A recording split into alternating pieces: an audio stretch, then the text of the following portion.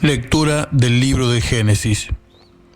Israel amaba a José más que ningún otro de sus hijos, porque era el hijo de su vejez, y le mandó a hacer una túnica de mangas largas.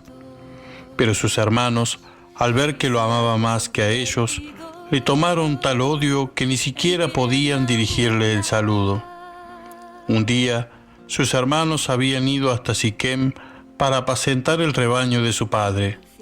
Entonces Israel dijo a José: «Tus hermanos están con el rebaño en Siquem, quiero que vayas a verlos».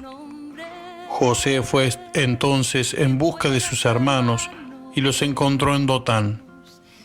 Ellos lo divisaron desde lejos y antes que se acercara ya se habían confabulado para darle muerte. «Ahí viene ese soñador», se dijeron unos a otros. «¿Por qué no lo matamos y lo arrojamos en una de esas cisternas? Después diremos que lo devoró una fiera. Veremos entonces en qué terminan sus sueños». Pero Rubén, al oír esto, trató de salvarlo diciendo: «No atentemos contra su vida», y agregó: «No derramen sangre, arrójenlo en esa cisterna que está allá afuera, en el desierto, pero no pongan sus manos sobre él».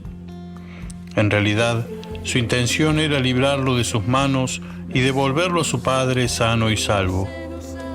Apenas José llegó al lugar donde estaban sus hermanos, estos lo despojaron de su túnica, la túnica de mangas largas que llevaba puesta, lo tomaron y lo arrojaron a la cisterna, que estaba completamente vacía.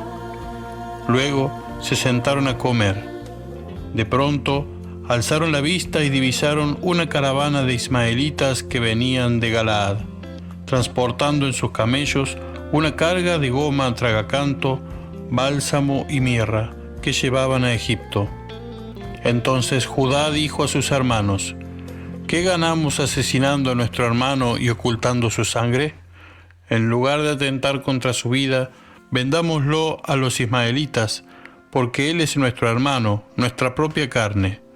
Y sus hermanos estuvieron de acuerdo.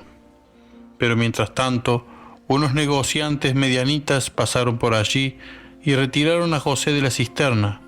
Luego lo vendieron a los ismaelitas por 20 monedas de plata, y José fue llevado a Egipto. Palabra de Dios. Los arquitectos y se ha convertido. Recuerden las maravillas que hizo el Señor. Él provocó una gran sequía en el país y agotó todas las provisiones. Pero antes envió a un hombre, a José, que fue vendido como esclavo. Recuerden las maravillas que hizo el Señor. Le ataron los pies con grillos y el hierro oprimió su garganta, hasta que se cumplió lo que él predijo y la palabra del Señor lo acreditó. Recuerden las maravillas que hizo el Señor. El rey ordenó que lo soltaran, el soberano de los pueblos lo puso en libertad. Lo nombró señor de su palacio y administrador de todos sus bienes. Recuerden las maravillas que hizo el Señor. Es la piedra que desecharon. Dios amó tanto al mundo que entregó a su Hijo único, para que todo el que crea en Él tenga vida eterna. Evangelio de nuestro Señor Jesucristo, según San Mateo. Jesús dijo a los sumos sacerdotes y a los ancianos del pueblo: «Escuchen otra parábola. Un hombre poseía una tierra y allí plantó una viña, la cercó, cavó un lagar y construyó una torre de vigilancia. Después se la arrendó a unos viñadores y se fue al extranjero. Cuando llegó el tiempo de la vendimia, envió a sus servidores para recibir los frutos. Pero los viñadores se apoderaron de ellos y a uno lo golpearon, a otro lo mataron y al tercero lo apedrearon. El propietario volvió a enviar a otros 2 servidores, en mayor número que los primeros, pero los trataron de la misma manera. Finalmente les envió su propio hijo, pensando: respetarán a mi hijo. Pero al verlo, los viñadores se dijeron: este es el heredero, Vamos a matarlo para quedarnos con su herencia. Y apoderándose de él, lo arrojaron fuera de la viña y lo mataron. Cuando vuelva el dueño, ¿qué les parece que hará con aquellos viñadores? Le respondieron: acabará con esos miserables y arrendará la viña a otros, que les entregará el fruto a su debido tiempo. Jesús agregó: ¿no han leído nunca en las Escrituras: la piedra que los constructores rechazaron ha llegado a ser la piedra angular? ¿Esta es la obra del Señor, admirable a nuestros ojos? El que caiga sobre esta piedra quedará destrozado, y aquel sobre quien caiga será aplastado. Por eso les digo que el reino de Dios les será quitado a ustedes para ser entregado a un pueblo que le hará producir sus frutos. Los sumos sacerdotes y los fariseos, al oír estas parábolas, comprendieron que se refería a ellos. Entonces buscaron el modo de detenerlo, pero temían a la multitud, que lo consideraba un profeta. Palabra del Señor. Y se ha convertido. Saludos, hermanos, bendecido comienzo de mes. Este mes de marzo, este año, es el mes de la Semana Santa, el mes de la Pascua de Resurrección, es decir, el final de la Cuaresma durante este mes.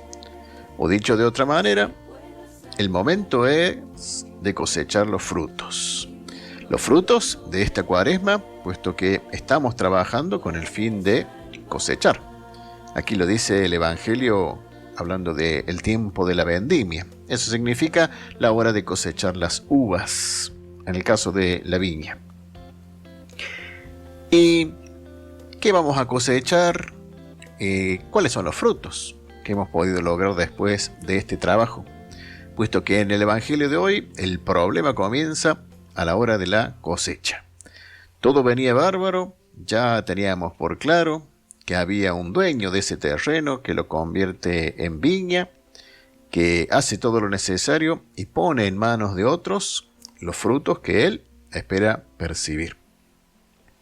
Y es que por ahí, en la Cuaresma o en otra forma de ejercicios espirituales, en otro momento litúrgico tal vez de la Iglesia, apuntamos al hecho de que el trabajo espiritual que lleva consigo frutos, buenos o malos, son, por ejemplo, en el caso de los buenos, para mi santificación, para fortalecer mi espiritualidad, para que yo encuentre la paz en medio de la dificultad, olvidándonos lo que esta parábola nos trata de decir, que los frutos son de Dios, y Él viene a reclamar esos frutos.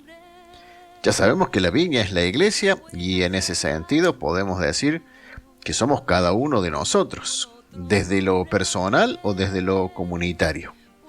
Los frutos habitualmente son para alimentar, para que otro los aproveche para su vida, para su sustento. Y es por eso que los frutos nuestros, es decir, la consecuencia de nuestro trabajo espiritual durante todo este tiempo, tienen que servir para alguien, pero son de Dios. Es cierto que también, como un efecto, digamos así, secundario, nos vamos a ver beneficiados cada uno de nosotros. Pero ¿no será que esta advertencia también es para nosotros?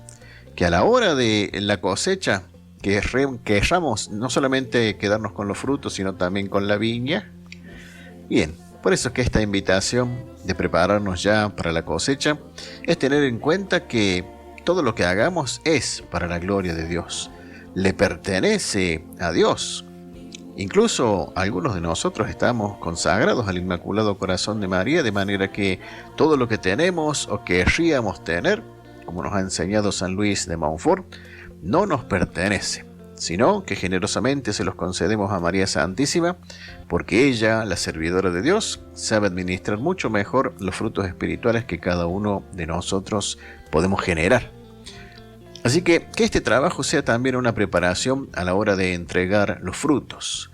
¿No te ha pasado muchas veces que te gusta quedarte con los frutos, que ¿Has llegado a apreciar tanto tu trabajo que a la hora de entregar el resultado nos sentimos hasta dueños de esos resultados?